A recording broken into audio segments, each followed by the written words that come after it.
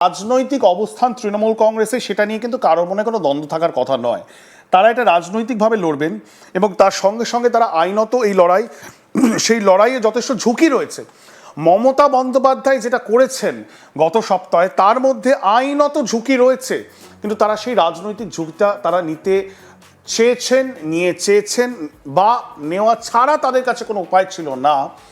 কারণ তারা মনে করছেন যে এই লড়াইটা রাজনৈতিকভাবে তারা যেভাবে লড়বেন, সেই পারসেপশনের ব্যাটলে তারা হয়তো রাজনৈতিক বেনিফিট পাবেন, ডিভিডেন্ড পাবেন, কিন্তু তার জন্য যদি আইনত আদালতের মুখে বা আইনত তার বিরুদ্ধে চূড়ান্ত কোনো অ্যাকশনও হয়, সেটাও তিনি ফেস করতে রাজি আছেন। আমরা এই মুহূর্তে জানুয়ারি মাসে দাঁড়িয়ে আছি, ফেব্রুয়ারি শেষে বা মার্চে নির্বাচন ঘোষণা হতে চলেছে, মানে হাতে মাত্র আর 1.5 থেকে 2 মাস সময় রয়েছে।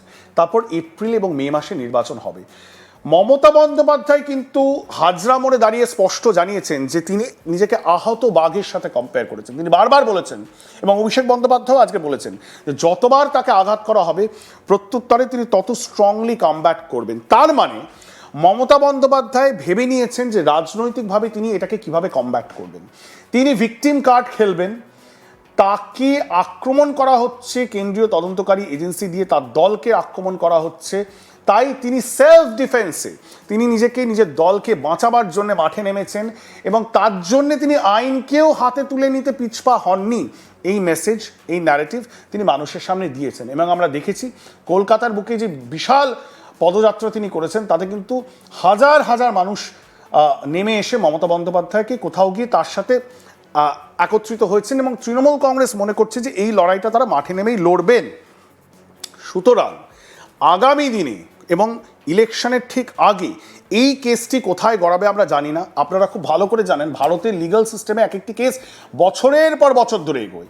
ইনফ্যাক্ট তৃণমূল কংগ্রেসের নেতা মন্ত্রীদের বিরুদ্ধে যেই সব কারাপশনের কেস রয়েছে, যেসব দুর্নীতির কেসগুলি এই মুহূর্তেই ইডি এবং সিবিআই তারাই তদন্ত করছেন, সেই সব কেসগুলিতে চার্জশিট হলেও প্রায় সবাই জেলের বাইরে। পার্থ চট্টোপাধ্যায় মাত্র কয়েকদিন আগে বেলে বেরিয়ে এসেছেন, তার আগে জ্যোতিপ্রিয় মল্লিক তিনিও বেরিয়ে এসেছেন, তার আগে কেষ্ট মণ্ডল মানে অনুব্রত মণ্ডল তিনিও বেরিয়ে এসেছেন। সুতরাং Mamata Bandyopadhyay as an astute politician, তিনি রাজনীতির পালসটা খুব ভালো বোঝেন। তিনি বুঝতে পেরেছেন যে যেই সময়টা আগামী সময় রয়েছে নির্বাচনের আগে, খুবই অল্প সময়, তার মধ্যে এই লিগাল প্যারামিটারে খুব বেশি কিছু হওয়ার হয়তো সম্ভাবনা তিনি মনে করছেন নেই। তাই তিনি একটা ক্যালকুলেটিভ লিস্ট নিয়েছেন, এবং তিনি মনে করছেন যে এটা করলে রাজনৈতিকভাবে তিনি ডিভিডেন্ড পেতে পারেন। তাই জন্য তিনি ভিকটিম কার্ড খেলবেন। আর যদি বাই এনি চান্স, যেটা আমরা বলছি, যেই ধারাগুলি এখানে দেওয়া হয়েছে তার মধ্যে সবচেয়ে বেশি, যেটা আমরা লিগাল এক্সপার্টদের সাথে কথা বলে জানতে পারছি, 10 বছর অবধি জেল হতে পারে ম্যাক্সিমাম পানিশমেন্ট। এবং এই যে 17টি ধারা দেওয়া হয়েছে তার মধ্যে অনেকগুলি নন বেলেবল, মানে অনেকগুলি ধারা দেওয়া হয়েছে যে ধারাগুলিতে কিন্তু বেল পাওয়া সম্ভব নয়, ডিফিকাল্ট। সেই জায়গায় দাঁড়িয়ে মমতা বন্দ্যোপাধ্যায় কি গ্রেপ্তার হতে পারেন?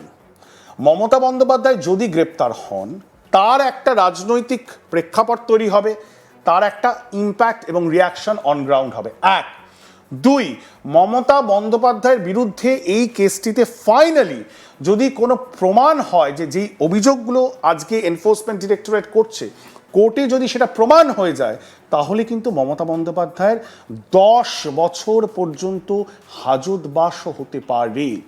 কিন্তু প্রশ্ন হলো, সেইগুলি হতে হতে বা যতদিনে হবে ততদিনে হয়তো পশ্চিমবঙ্গের 2026-এর নির্বাচন শেষ হয়ে যাবে এবং তার রেজাল্টও চলে আসবে। সুতরাং সেই কারণেই এর যে লিগাল অভিঘাত, সেটাকে একটা রিস্ক নিয়ে মমতা বন্দ্যোপাধ্যায় এবং অভিষেক বন্দ্যোপাধ্যায় তারা নিশ্চয়ই মাঠে নেমেছেন, এটা জেনে যে যেভাবে লিগাল প্রসেস এগোয় তাতে হয়তো রাজনৈতিকভাবে তাদের ফায়দাই হতে পারে। কারণ সত্যিই কি কেন্দ্রীয় তদন্তকারী এজেন্সির এই যে কমপ্লেন, তার ভিত্তিতে যদি সত্যি কেস হয় এবং নির্বাচনের আগে সত্যি যদি মুখ্যমন্ত্রী মমতা বন্দ্যোপাধ্যায় অ্যারেস্ট হন, মনে করে দেখুন ঝাড়খণ্ডের নির্বাচন মাত্র কয়েক বছর আগে যে হলো, সেখানে কিন্তু ঝাড়খণ্ডের মুখ্যমন্ত্রী sitting chief minister Hemant Soren, তাকে জেলে পোড়া হলো। তিনি ফিরে আসলেন, জিতলেন, তার স্ত্রী একা হাতে দলের নেতৃত্ব দিলেন এবং ক্যাম্পেইন করলেন, এবং হেমন্ত সোরেন আবার জিতে আসলেন এবং তিনি মুখ্যমন্ত্রী হিসাবে শপথ নিলেন। সুতরাং ক্যালকুলেশন কি এটাই? ইচ্ছা করে একটু বেড়ে খেলা হলো। মমতা বন্দ্যোপাধ্যায় রিস্কটা নিলেন, এটা জেনে যে তিনি আইন ভাঙছেন এবং তার বিরুদ্ধে গুরুতর কিছু অভিযোগ আনা হবে, তা সত্ত্বেও তিনি এটা করলেন, কারণ তিনি জানেন যে যদি তার গায়ে হাত পড়ে তাহলে তৃণমূল কংগ্রেসের কর্মীরা উজ্জীবিত হবে, তারা মাঠে নেমেও আসবেন এবং খেলাটা তারা ঘোরাতে পারবেন। এবার আপনাদেরকে জানাই, এই যে পেটিশনের কপি আমাদের হাতে রয়েছে, এই পেটিশনের শেষ অংশে কি লেখা রয়েছে সেটাই আপনাদের সামনে আমরা একের পর এক তুলে ধরছি। এখানে এনফোর্সমেন্ট ডিরেক্টরেট তারা আবেদন করেছেন যে এই কেসটি সবার আগে, মানে যখন গত সপ্তাহে ঘটনাটি ঘটল, সবার আগে এনফোর্সমেন্ট ডিরেক্টরেট কলকাতা হাইকোর্টের দ্বারস্থ হয়। আজ তারা সুপ্রিম কোর্টে গেছেন, 8 তারিখে ঘটনা ঘটেছে, 4 দিন পর তারা সুপ্রিম কোর্টের দ্বারস্থ হয়েছেন, কারণ কলকাতা হাইকোর্টে সেদিনকে হিয়ারিং হয়নি এবং আগামী বুধবার হওয়ার কথা। কিন্তু এখানে পিটিশনার লিখছেন enforcement directorate, however before the matter could be taken up in the high court, enormous disturbance was created inside the court room. তারা বলছেন কলকাতা হাইকোর্টে গত সপ্তাহে যখন হিয়ারিং হওয়ার কথা ছিল, তখন এমন ঝামেলা, এমন ডিস্টারবেন্স ক্রিয়েট করা হয়, organise through a WhatsApp group by supporters and sympathisers of the ruling party in West Bengal. গুরুতর অভিযোগ। তারা বলছেন কোর্টের অন্দরে যেই বিশৃঙ্খলা তৈরি হয়, সেই বিশৃঙ্খলা তৈরি করা হয়েছিল অ্যাজ আ ক্যালকুলেটেড স্টেপ। একটা হোয়াটসঅ্যাপ গ্রুপ তৈরি করে তৃণমূলের সাপোর্টাররা, সিম্পেথাইজাররা, তারা ইচ্ছা করে একটা কেওয়াস সৃষ্টি করেছিলেন যাতে সেদিনকে অনারেবল জাজ কোর্টরুম ছেড়ে যেতে এবং ম্যাটারটাকে অ্যাডজন করতে বাধ্য হন। সে আরেকটা গুরুতর অভিযোগ, এটারও একটা লিগাল কনসিকুয়েন্স হতে পারে। এর ফলে 4-5টি দাবি, 4-5টি রিকোয়েস্ট, 4-5টি আবেদন সুপ্রিম কোর্টের সামনে এনফোর্সমেন্ট ডিরেক্টরেট করেছে। কি তারা চাইছেন এবার আমরা এক এক করে সেটা দেখব, তারা কি চাইছেন। এবং আমি আবার বলবো আমার ক্যামেরা পার্সন তাপসদাকে একবার দেখাতে, এনফোর্সমেন্ট ডিরেক্টরেট এখানে কি চাইছে। তারা বলছেন যে ইস্যু আর writ mandamus directing the Central Bureau of Investigation to register এফআইআরস।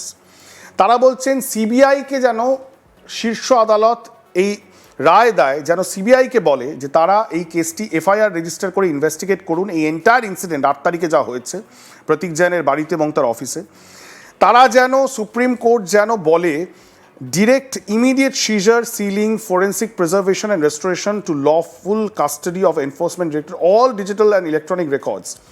যা যা মমতা বন্দ্যোপাধ্যায় এবং তার দল এবং তার আধিকারিকরা প্রতীক জৈনের বাড়ি থেকে এবং আইপ্যাকের অফিস থেকে তুলে এনেছেন এবং চুরি করেছেন বলে অভিযোগ করছে ইডি, সেইগুলিকে যেন রিস্টোর করা হয় এবং ইডিকে ফেরত দিয়ে দেওয়া হয়।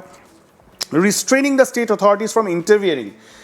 ইডির এই যে তদন্ত চলছে কয়লা ঘোটালায়, সেখানে এই পিএমএলএ মানে প্রিভেনশন অফ মানি লন্ডারিং অ্যাক্টের আন্ডারে, সেটাতে যেন কোনো রকমভাবে কোনো